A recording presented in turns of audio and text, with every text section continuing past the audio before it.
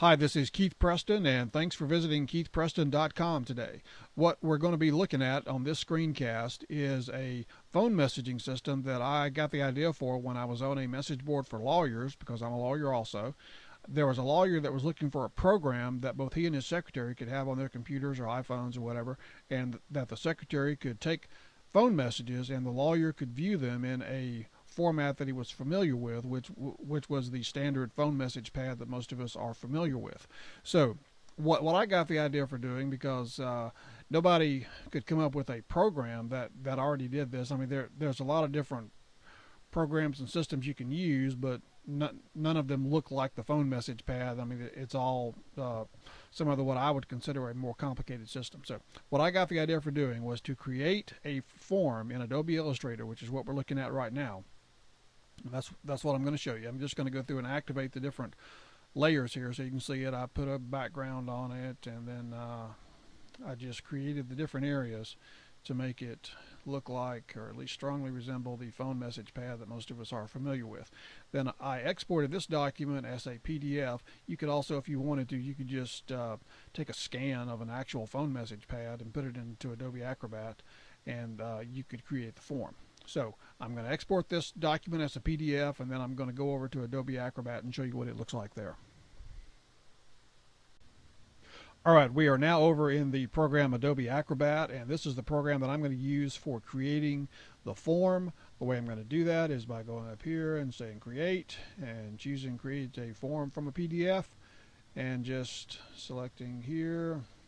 Alright, what Adobe Acrobat is going to do, it is going to go through and try to select all the areas that should be fields. What I've found, just from my experience, is that it'll get some of it right and others it'll miss. You can see that it missed these fields up here.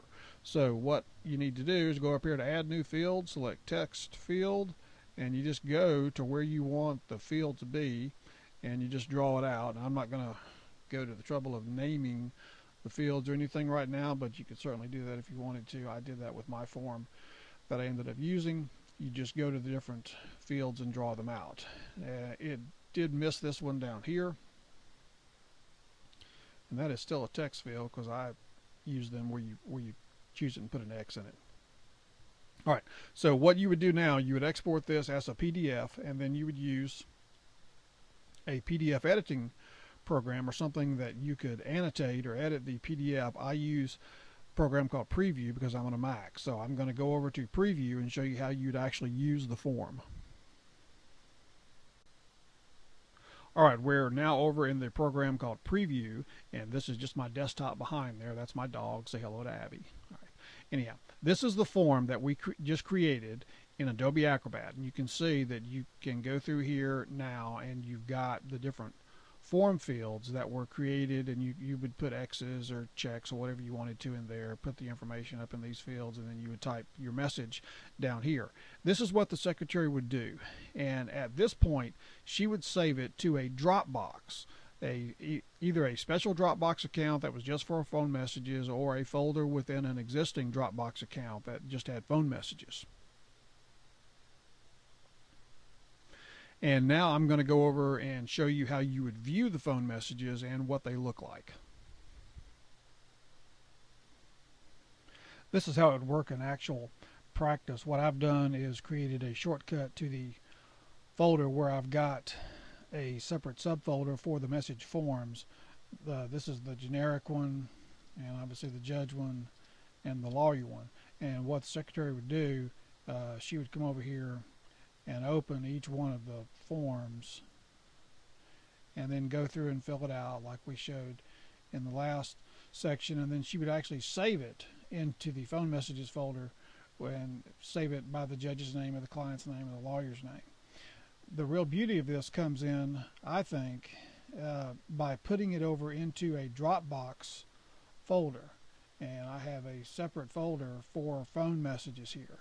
And they could be saved into a folder on the computer as well as the Dropbox, or just be saved into the Dropbox folder. So there you've got them sorted by name, but what I like to do is come up here to the cover flow view, and then you can actually scroll through them and you can see them color coded as well as by name, and go through and read them.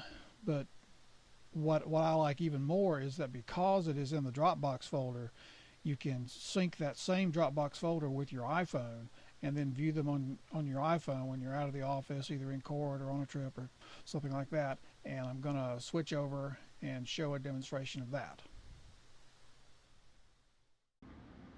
Okay, I apologize for the shakiness of this because I'm doing it handheld. And yeah, this is my iPhone, and I've got a separate storage folder. And go up and choose my Dropbox, and it's going to automatically open that first message because I've already had it open.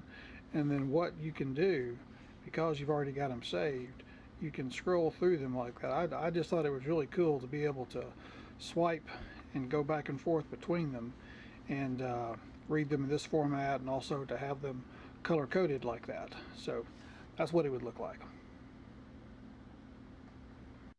So there you have it. That's my idea or my interpretation of a phone messaging system using Dropbox and a PDF form. I thought it was kind of interesting, kind of cool, at least enough to share it with y'all. I appreciate you watching, and thank you for visiting KeithPreston.com.